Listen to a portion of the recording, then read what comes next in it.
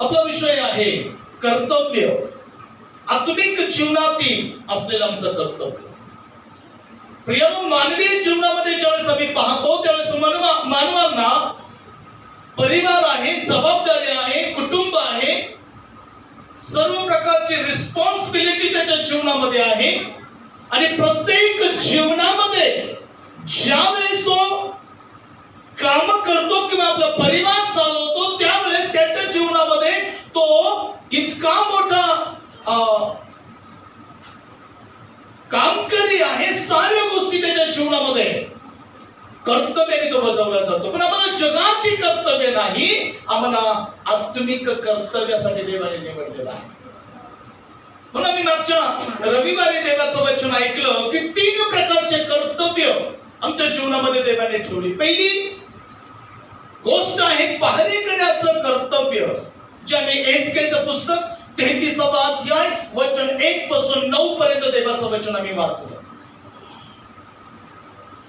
जे आत्मिकरित्या झोपी गेलेले असतील, पापात असतील, त्यांना हाक मारून सांगा तो आला आहे.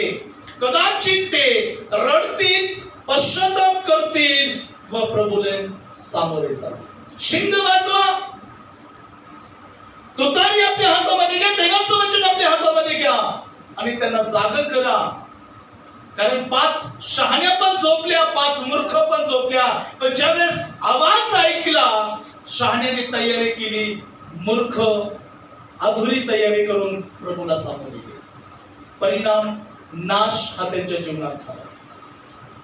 दुसरी गोष्ट आज मी ऐकणार आहोत, मानवाचं कर्तव्य. मनुष्याचं कर्तव्य आहे त्याने आपला परिवार,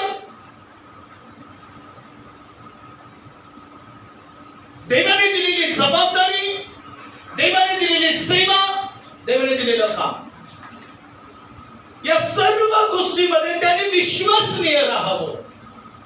देवाची इच्छा आहे मानवाने परमेश्वराचं भय करावं. कर्तव्य आहे माणसाचं. आज मनुष्य प्रपंच चालवायला किंवा कुटुंब चालवायला विसरत नाहीये, पण देवाचं भय धरून तो विसरतो. देवाची आराधना तो करत नाही. पाहिजे तेवढा वेळ तो प्रभूला समर्पित करत नाही. पाहिजे तेवढ्या अपेक्षेने तो देवाची सेवा करत नाही. म्हणून बायबल त्याच्याविषयी काय म्हणतं, उपदेशकाचं पुस्तक 12वा अध्याय आणि वचन 13 मध्ये परमेश्वराने मानवासाठी ठेवलेलं कर्तव्य. उपदेशक 12वा अध्याय आणि वचन 13 मध्ये आता शलोमोन राजा मंडळीला काय सांगत आहे, आता सर्व तुम्ही सर्व काही तुम्ही ऐकले, सर्वांचं सार हेच आहे की देवाचे भय धर व त्याच्या आज्ञा पाळ. मनुष्य कर्तव्य. पहा, बायबल मध्ये असं म्हणतं, माणसाचं जगामध्ये जन्म घेतल्यानंतर मरेपर्यंत त्याचं काम काय आहे, त्याचं कर्तव्य काय आहे. काय कर्तव्य आहे?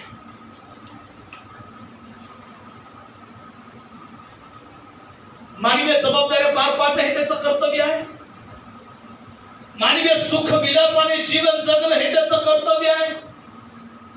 त्याला त्याची अपेक्षा पूर्ण करायची, त्याला त्याचं स्वप्न पूर्ण करायचंय, त्याला त्याच्या पायावरती उभं राहायचंय, त्याला जॉब वरती त्याला सेटल व्हायचंय. या अशा गोष्टीसाठी तो आपलं आयुष्य खर्च करत आहे.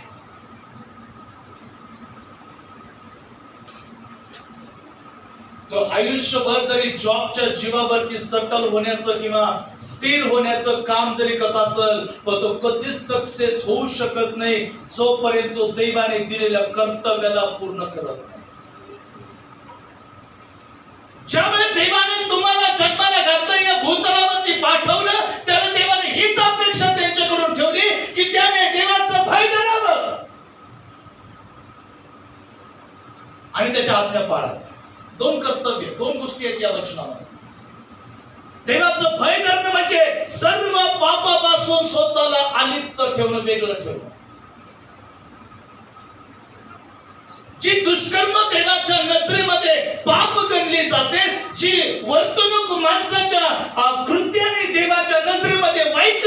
जाते, ती सर्व वाईट अवस्था माणसाने देवाचं वचन ऐकल्यानंतर सोडून दिली पाहिजे.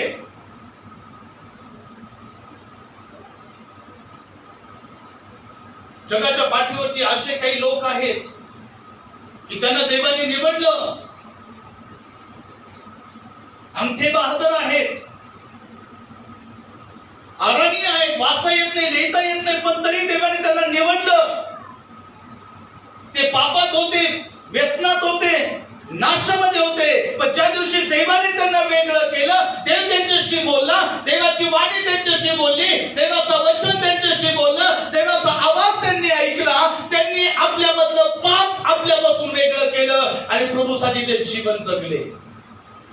पण आजही काही असे लोक आहेत, त्यांना देवाने निवडलंय, त्यांच्याशी देव प्रगटीकरणाच्या द्वारे, वचनाच्या द्वारे देव बोलतो, पण असं काही पाप आहे की ते पाप त्यांना प्रभूपाशी नेता येत.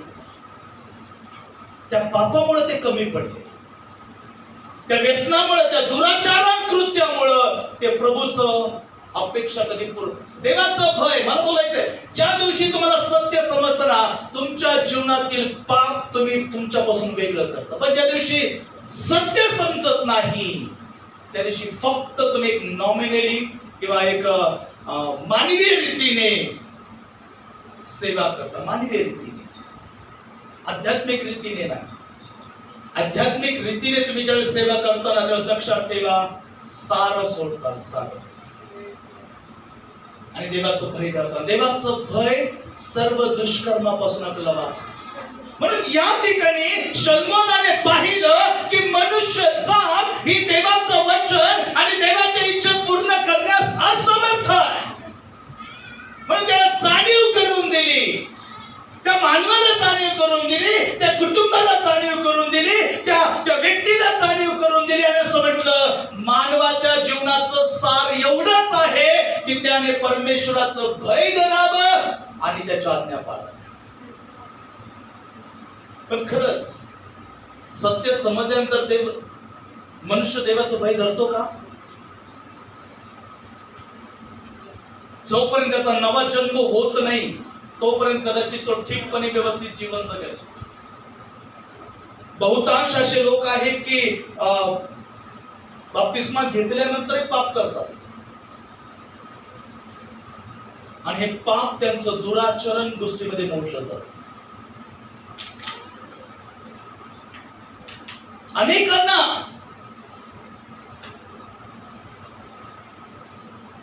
प्रभूने मला धुतलेलं आहे, प्रभूने माझ्या जीवनातील पाप क्षमा केले आहेत, त्याचा विसर त्यांना पडतो.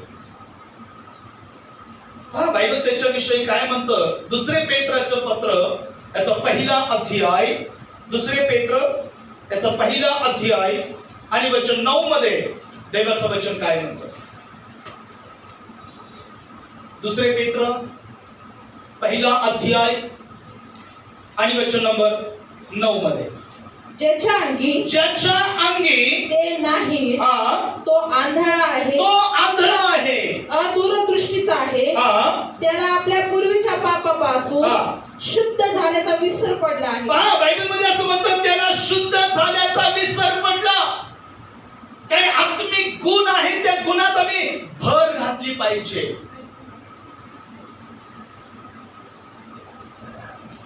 जर त्या गोष्टीची आम्ही भर घालत नाही किंवा त्या गोष्टीमध्ये आम्ही स्वतःला वाढवत नाही किंवा बदलवत नाही, ते लक्षात ठेवा, आम्हाला प्रभूने धुतलेलं आहे, प्रभूने आम्हाला क्षमा केली आहे, प्रभूने आमचे पाप धुतली आहेत, याचा आम्हाला विसर पडतो. म्हणून मनुष्य पाप करतो, तो प्रभूचं भय धरत नाही.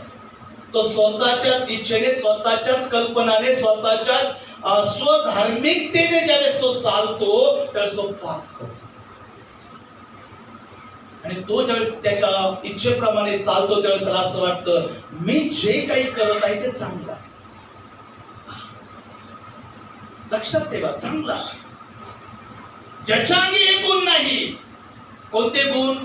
वचन 7, 8, 6 पासून जर तुम्ही वाचलं तर तुम्हाला समजलं. वाचा बरं. या कारणास्तव तुम्ही होईल तितका प्रयत्न करून आपल्या विश्वासात कोणते गुण असावे जेणेकरून तुम्ही देवाचं भय धरतात आणि देवाचं कर्तव्य जे देवाने तुमच्यासाठी राखून ठेवलं ते तुम्ही करता. विश्वासात, सात्विकतेची, सात्विकतेमध्ये, ज्ञानाची, ज्ञानात इंद्रिय दमनाची, इंद्रिय दमनात धीराची, धीरात सुभक्तीची, सुभक्तीत बंधू प्रेमाची व बंधू प्रेमात प्रीतीची भर घाला. एवढे सारे गुण आमच्या एक विश्वासी तारण पावलेल्या कुटुंबामध्ये किंवा जीवनामध्ये असणं गरजेचं आहे. विश्वासात आम्हाला कशाची भर घालायची आहे? सात्विकतेची भर घालायची. आमचा विश्वास सात्विक असावा. तो सात्विक, सरळ, पापापासून दूर राहणारा आणि देवाला भिवून वागणारा. पहिला गुण सात्विकतेमध्ये वाढा. आमची सात्विकता आमच्या आचरणातून, आमच्या जीवनातून प्रगट झाली पाहिजे. म्हणजे बायबलमध्ये असं म्हणतं, तुझा प्रकाश लोकांसमोर असा पडू दे की तुझी सत्कर्म पाहून, सात्विक जीवनाचं आचरण पाहून लोकांनी पित्याचा गौरव करावा. सात्विकते, विश्वासात सात्विकतेची, सात्विकते ज्ञानाची, ज्ञानात इंद्रिय दमनाची, बायबलमध्ये भर घाल, भर वाढते कर. आम्ही फक्त विश्वास ठेवतो आणि आम्ही स्वतःला आणि जगाला हे शिकवतो मला खूप काही माहित आहे, पण माझं बायबल मला हे शिकवतं तसा व्यक्ती दूरदृष्टीचा आहे, अदूरदृष्टीचा. तो स्वतःला म्हणतो मला माहित आहे, पण बायबल मध्ये असं म्हणतो तो सत्यापासून अजून खूप लांब आहे, त्याला काहीच माहित नाही. तुम्ही भर घाला. आणि जो कोणी असे या पद्धतीने भर घालत नाही, बायबल सांगतो तो आंधळा आहे. त्याला आपल्या पापाचा, पाप धुतल्याचा विसर पडला म्हणून तो देवाच्या इच्छेप्रमाणे जीवन जगत नाही, म्हणून तो भटकत राहतो. म्हणून तो स्तोत्रामध्ये आम्ही वाचलं की देवाने माझ्या भटकण्याची जागा मोजली, पण अजूनही त्याला कळत नाहीये, तिला कळत नाहीये, त्यांना कळत नाहीये, यांना कळत नाहीये की देव माझ्या भटकण्याच्या जागा सुद्धा मोजतो. का? कारण मी असा वागत आहे, कारण माझ्या वागण्यामुळे अनेकांचं नुकसान होत आहे, बरबादी आहे. कारण देवाचं भय नाहीये. आणि जो कोणी देवाचं भय धरत नाही तो नाश आणि नाशाचा शेवट आहे. नाश त्याचा शेवट आहे. निर्लज्जा हे त्याचं भूषण, ओठ हे त्याचं दैवत आहे. लक्षात ठेवा की आज मी जर देवाचं भय धरत नाही तर माझ्या जीवनात माझं देवाने तारण केले, देवाने माझे पाप क्षमा केले. माझी पाप लाखेसारखी लाल होती, ती बर्फासारखी परमेश्वराने पांढरी शुभ्र केली, त्याच्या रक्ताने मला धुतलं, त्याचा विसर मला पडला. कारण देवाचं भय माझ्यामध्ये नाही, हे गुण माझ्यामध्ये नाही. यामुळे माझ्या जीवनामध्ये सात्विकता नाही, आणि सात्विकता ज्याच्या जीवनात नाही तो आत्मिकरित्या, शारीरिकरित्या आंधळ्या अवस्थेत आहे, तो देवाजवळ नाही. आणि अशी माणसं बायबलमध्ये असं म्हणतं पापाला सोकलेली असतात. काही गोष्टीचा लाड होतो ना, सोकलं आपण म्हणतो नाही, आता ते सोकलं है ना. ते लोक असं म्हणतात ते पापासाठी सोपलेले आहेत. पहा बायबलमध्ये 2 पेत्र 2 अध्याय वचन 14 त्यांच्या 2 पेत्र 2 अध्याय वचन 14 मध्ये पेत्र मंडळीला काय म्हणतो? त्यांच्या डोळ्यात व्यभिचारणी, त्यांच्या डोळ्यामध्ये व्यभिचारणी सदा भरलेले आहे. सदा सर्वदा त्यांचं पाहणं, त्यांचं बोलणं, त्यांचं वागणं, त्यांचं उठणं, त्यांचं बसणं, त्यांचं शरीराची हालचाल करणं किंवा त्यांचं शारीरिक कृत्य ही दूर नाशाच्या वाट्याची आहे. ती कशी आहे? चांगली नाही. ते व्यभिचाराची कृत्य आहे. व्यभिचारणी, ती व्यभिचारणी व्यभिचारणी सदा भरलेले आहे. व्यभिचाराने सदा भरलेले आहे आणि पाप केल्या वाचून त्यांना राहत नाही. काहींना तो झोपच येत नाही. झोपच येत नाही. ते केल्यानंतरच त्यांना झोप लागते. वाईट कृत्य करून आल्याशिवाय त्यांना चैन पडत. मग काही वेळेस ते डोळ्यात एकच करतील, काही वेळेस ते लपून छपून करतील, काही वेळेस ते जाणून बुजून करतील, काही वेळेस ते मुद्दामपणे करतील. का? पापासाठी सोडले. किती सुंदर म्हणतो शब्द. हा, ते अस्थिर मनाच्या लोकांना मोह घालतात. त्यांचे हृदय लोभाला सोवकलेले आहे. त्यांचे हृदय पापासाठी सोडलेले आहे. ते शापग्रस्त लोक आहेत. ते चांगल्या स्वभावाचे लोक नाहीये, ते शापग्रस्त लोक आहे. मग जर माझ्या सहवासामध्ये अशा प्रकारचे लोक जर आहेत, ते लक्षात ठेवा, धोका न खाना बुरी संगती अच्छे चरित्र को बिगाड़ती. तुम्ही पदवीधर असताल, हुशार असताल, ज्ञानवंत असताल, उद्योजक तुम्ही असताल, पण तुमची संगती जर पापाला सोकलेल्या लोकांबरोबर आहे, तर लक्षात ठेवा, ढवळ्या शेजारी पावळा बांधा किंवा कावळा बांधा, शेवटी वाण नाही पण गुण लागणार आहे. तुम्ही कुणी बांधा, काळा पाळा कसा बांधा, कोणताही कलरचा बांधा, शेवटी सोकलेला. कारण संगतीचा प्रभाव इतका वाईट आहे, कारण माणसाच्या जीवनात एक असं पाप आहे ज्याला हिंदी भाषेमध्ये लीला क्रीडा असं म्हटलं, आपल्या मराठी भाषेमध्ये रंगेलपणा असं म्हटलं. हे पाप माणसाला देवाचं भय धरायला लावत. लीला क्रीडा, आणि लीला क्रीडा जितक्यांच्या जीवनात आहे तितक्यांनी स्वतःला कळून घ्यायचंय की माझं जीवन माझ्यासाठी पण आणि इतरांसाठी पण नाशाचं ठिकाण झालं, अड्डा झालाय. ते अड्डा, ते नाशाची जागा झालीये. आणि मग त्याच्यामुळं माझ्या घरामध्ये, त्याच्यामुळं माझ्या लोकांमध्ये, त्याच्यामुळं माझ्या मंडळीमध्ये, त्याच्यामुळं माझ्या सहवासामध्ये नाशाचा आत्मा काम करत आहे. निवडलं देवाने, उपयोग शैतान करत आहे. निवडलं देवाने, अभिषेक केला देवाने, पापाची क्षमा केली देवाने, पण सध्या उपयोग कोण करून घेतात? शैतान त्या लोकांचा उपयोग करतो. का? कारण ते अशा गोष्टीमध्ये फसलेले आहेत, अशा मैत्रीमध्ये फसलेले आहेत, अशा संगतीमध्ये आहेत की त्यांना लोक म्हणतात गोडगरीब. काय होते? कोण पाहतंय? कोणाला कळतंय? कोणाला माहित आहे? कोणाच कळत? माझा देव न्यायी परमेश्वर. लक्षात ठेवा, तो न्यायी परमेश्वर. तो जर पाप क्षमा करतो तर तो पाप उघड करणार आणि पापानुसार दंड देणारा परमेश्वर. आज मला तुम्हाला सांगू द्या, जर तुमच्या जीवनात देवाचं भय नाही, शेवटी नाश हा आणि तुमच्यामुळे 4 माणसं नरकाच्या वाटेत जातात. देव माहित असून उपयोग नाही, तारण होऊन उपयोग नाही, बाप्तिस्मा घेऊन उपयोग नाही, प्रभुभोज घेऊन उपयोग नाही. ख्रिस्ताच्या सहवासात राहून जर यहूदा इस्करियोत जर नाश झाला, ही चांगली गोष्ट आहे का? विचार करा ना. 3.5 वर्ष आकाश आणि पृथ्वीचा निर्माण करता प्रभूच्या बरोबर राहणारा यहूदा जर बदलला नाही,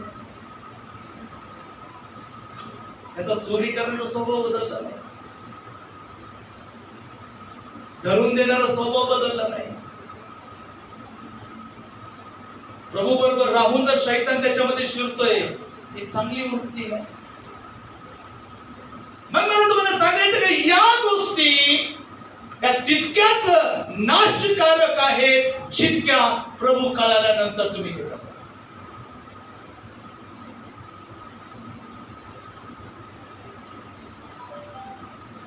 आणि बायबल मध्ये असं म्हणतं हे लीला क्रीडा घातक आहे. काय लीला क्रीडाचा नेमका प्रकार काय आहे? गलतीकरास पत्र त्याचा 5वा अध्याय आणि वचन नंबर 21 मध्ये देवाचं वचन काय म्हणतं? लवकर वाचूया.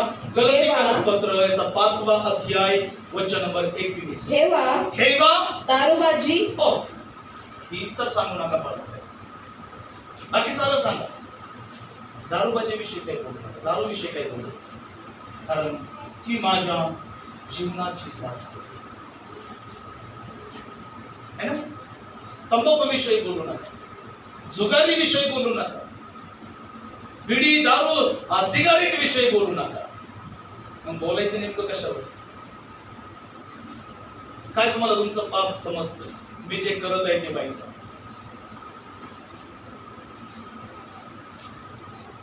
इंटरनेट यूज करणं, तुम्ही जसा त्याचा उपयोग करता तेवढं चांगलं पण आहे, वाईट पण आहे. अश्लीलता, वाईट, मोहक, भुरळ घालणाऱ्या गोष्टी, नाशाचं कारण. जर या साऱ्या गोष्टी माहीत असून सुद्धा जर मी ते करत आहे, ते लीला क्रीडामध्ये ते मोजलं जातं. हेवा, दारूबाजी, रंगीलपणा, लालच, पियक्कडपण और लीला क्रीडा. शब्द असा आहे, लीला क्रीडा म्हटलेलं तर त्याच्यात अनेक प्रकारचे 21 प्रकारचे पाप त्याच्यामध्ये मोडले जातात एका शब्दावर. विचार करायची गोष्ट. हा रंगीलपणा फक्त ऐकायला चांगला वाटतो, 21 प्रकारचे पाप त्याच्यामध्ये मोडले जातात. मग 21 प्रकारच्या पापाने जर मनुष्य बर्बाद होतो तर कधी तो देवाचं बैल आहे? कधी तो देवाचं कर्तव्य पूर्ण करेल? मानवाचा सार एवढाच आहे, त्याने देवाचं भय धरावं आणि आज्ञा पाळावी. पण हा लीला क्रीडा माणसाला देवाचं भय धरू देत, हा रंगीलपणा माणसाला देवाचं भय धरू देत नाही, ही दारूबाजी माणसाला देवाचं भय धरू देत नाही, हा हेवा माणसाला देवाचं भय धरू देत नाही. अजून भरपूर गोष्टी आहेत त्या 21व्या वचनामध्ये. कर्तव्य पार पाडायचंय आणि कर्तव्य पार पाडत असताना तुमच्या आणि माझ्या जीवनामध्ये आम्ही हेच उद्देश धरला पाहिजे की त्याचा हिशोब पण मला द्यायचा. जर पहाऱ्याकडून हिशोब आहे तर मानवाचं कर्तव्य विसरल्याचा सुद्धा हिशोब आहे. कारण तुला तुझ्या पाप क्षमेचा विसर पडला, हिशोब दे.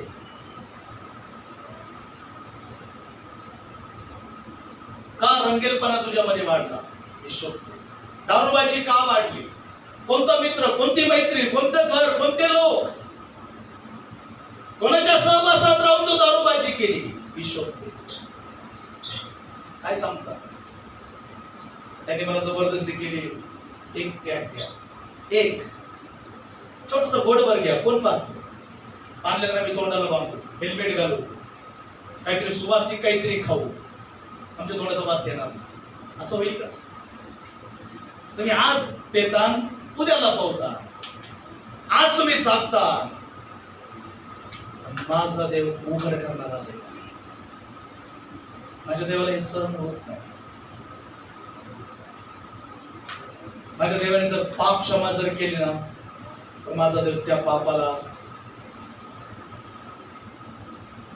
किंवा त्या पापामुळे तुमचा न्याय पण करणारा देव. कर्तव्य विसरू नका हो. तुम्ही कोण आहात? ते आपल्या ओकीकडे परतणाऱ्या कुत्र्यासारखे झाले.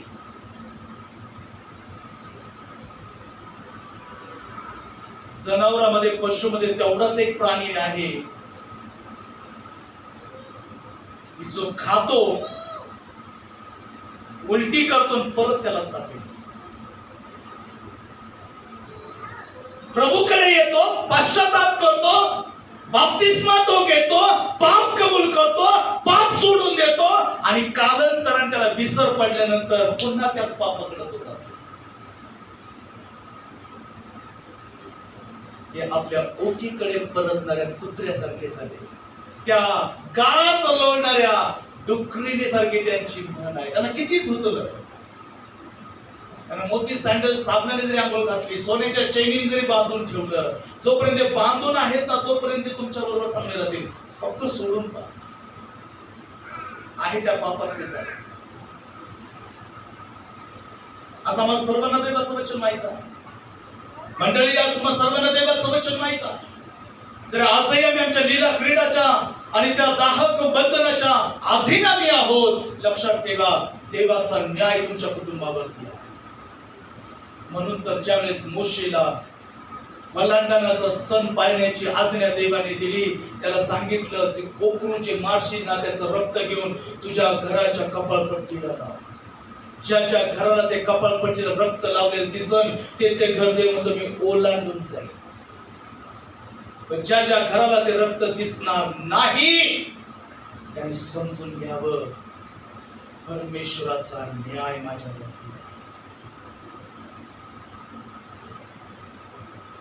प्रभू सोडणार नाही, ते कुटुंब वाचणार नाहीये. आणि मग तुम्ही म्हणता प्रभूची मी तुझ्या नावाने संदेश दिला, तुझ्या नावाने भजन कीर्तन गायलं, तुझ्या नावाने मेजवान्या दिल्या, तुझ्या नावाने भरपूर चांगली सत्कर्म मी केली. प्रभू म्हणे सॉरी, मी तुला ओळखत. ती वेळ तुझ्या घरावर का असावी, ती वेळ तुझ्या जीवनावरती का असावी? का त्या लीला क्रीडा, का त्या दारूबाजी, का ती हेवा, का तो रंगेलपणा, का ती मूर्तीपूजा, का किंवा इतर सर्व गोष्टीमध्ये तू अडकतोस? तुझ्या जीवनाचं सार देवाने तुला कळवलं. फक्त परमेश्वराचं भय धर आणि त्याच्या आज्ञा पाळ, म्हणजे दीर्घ आयुष्य तू होशील, तुझं कल्याण होईल, तू सुखी होशील. तुझ्या माच घरामध्ये तुझी स्त्री सफल द्राक्षीच्या वेलासारखी होईल, तुझी लेकरं तुझ्या मेजाभोवती फिरतील. एवढे आशीर्वाद फक्त एका गोष्टीमध्ये आहेत, पाप सोडा, देव स्वीकारा, सर्व ब्लेसिंग तुमच्यामध्ये आहे. पण ते देवा आजच्या मनुष्याला नको आहे. कधी माझ्या माच घरामध्ये माझी स्त्री सफल द्राक्षीच्या वेलासारखी होईल, कधी माझ्या मेजाभोवती माझे लेकरं आशीर्वादित होतील, कधी माझ्या घरामध्ये धान्याची आणि इतर साऱ्या गोष्टीची रेलचेल होईल. तेव्हा होस तर आता मजा घ्या, एन्जॉय युअर लाईफ. आता जीवनाची मजा आहे. पैसा आला, खाणं पिणं नाचणं कुदणं, हॉटेलवर जाणं, हे खरेदी करणं ते खरेदी करणं, हे मिळवणं ते मिळवणं, आणि या साऱ्या पापामध्ये नाश ठेवलेला. म्हणत नाही खातील किंवा हे करू नका. ज्या गोष्टीमुळे पाप घडतं, ज्या गोष्टीमुळे माझ्या घराला न्यायाचा शिक्का बसला जातो, जजमेंट माझ्या घरावरती ज्यावेळेस येतं, म्हणू शकत नाही प्रभू मला तू वाचव. ते म्हणे तुला संधी होती, तुला मी अल्टिमेट दिला होता, तुला टाइम मी दिला होता, तू सुधारला नाहीस, तुझी समयी त्या जागेवरून निघाली, नाश तुझा झाला. माहित आहे, मी मागच्या वर्षी एक उदाहरण मी तुम्हाला दिलं होतं. एक विधवेचा मुलगा जेलमध्ये कसा गेला. गरीब अवस्था, आणि गरीब अवस्थेमध्ये खाण्यासाठी काही नाहीये, आई आजारी आहे, त्या साऱ्या गोष्टीमध्ये तिचा मुलगा बाहेर चोरी करायचा, जे काय आमच्या घरात आणायचं आणि म्हणायचं आई या. आईला वाटायचं माझा मुलगा कमवतोय, काहीतरी आणतोय घरात, लाडाने प्रेमाने ती त्याला जवळ घ्यायची, ती त्याच्या पापामध्ये ते जे काय आणायचं खायची प्यायची आणून खायची. पण ती हे कधी विचारत नव्हती, बाळ तू कुठून आणलंस, कधी विचारायची. मग त्याला असं वाटलं मी जे काही करतोय ना माझ्या पापामध्ये माझी आई आनंदित आहे, माझं घर आनंदित आहे, मला खायला भेटतं प्यायला भेटतं, म्हणून माझी आई मला विचारत नाही. तो लहान चोरीने थोडी मोठी करू लागला, त्याच्यानंतर मोठी करू लागला, नंतर तो एक सराईत गुन्हेगार तो झाला. कालांतराने न्यायालयाने त्याला फाशी सुनावली. फाशी देण्याच्या अगोदर त्या जल्लादाने विचारलं, तुझी शेवटची इच्छा काय आहे? तो म्हणला, फक्त मला माझ्या आईला भेटायचं, मला माझ्या आईला भेटायचं. त्याच्या आईला आणलं. आई रडू लागली. ज्या लेखाने मला पोचलं, ज्या लेखाने माझी काळजी घेतली, तो आता मेला, तर माझं काय होईल? पहा तरी आईचे विचार. आई पाहताच त्या मुलाची अवस्था बिघडली. आणि पहिली त्या आईच्या काना मागवली. आई म्हणते, बाळ तुम्हाला मारलं? तो आई, हीच चापट जर तुम्हाला लहानपणी जर मारली असती ना, सराईत गुन्हेगार झालो नसतो. आज एक लक्षात ठेवा, आमचा मुलगा किती मोठा असू द्या, आमची मुलगी किती मोठी असू द्या, त्या वयाने पार म्हातारे जरी झालेले असू द्या, पण आमच्यासाठी आमची लेकरं आहे, आमचं कुटुंब आमच्यासाठी आहे.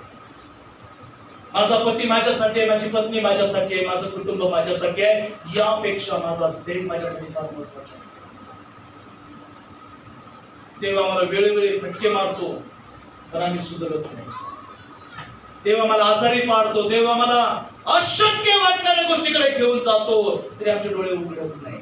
शेवटी देव म्हणतो, की काय अजून कसा फटका मारू की तू सिद्धीवरती येशील? म्हणून बायबल सांगतो, देव आपल्या प्रियजनात फटके मारतो. कोणाला तो मारतो? ज्याच्यावरती येशू प्रेम करतो ना, त्यालाच तो फटके मारतो, त्याला तो सुधरवतो. पण आम्हाला सुधरून सुद्धा आम्हाला ती शुद्ध राहिली नाहीये, की देवाने माझे पाप माझ्यापासून वेगळे केले. आम्हाला त्या पापाचा, शुद्ध झाल्याचा पापाचा विसर पडला. आमचं हृदय पापाला सोकलेलं आहे. आमच्या जीवनात आता हेवा आहे, दारूबाजी आहे, रंगेतपणा आहे, लीला क्रीडा आमच्या जीवनात आहे.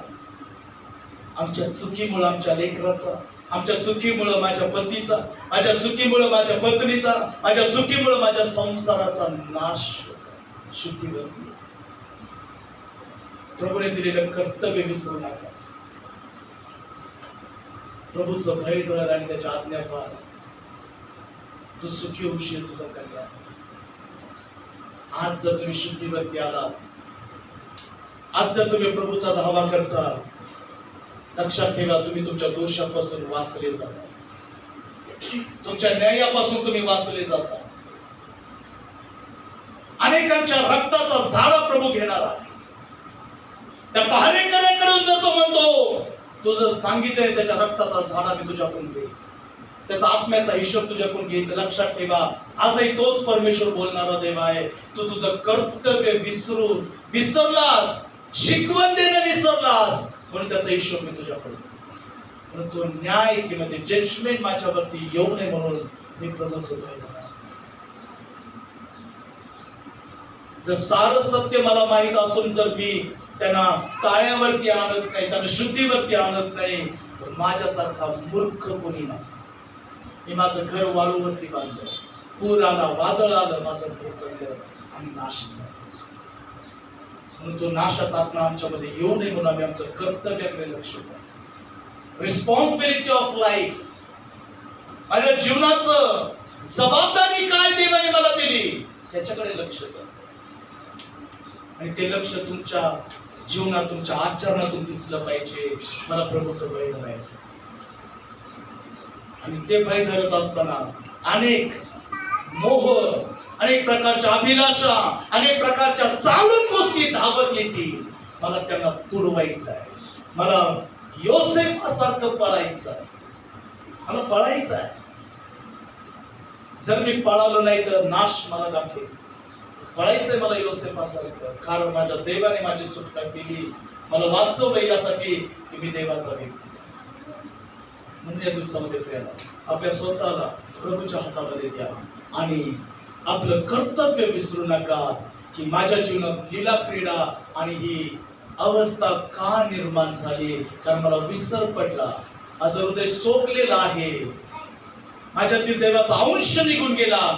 जगे अंश माझ्यामध्ये आल्यामुळं माझा नाश झाला.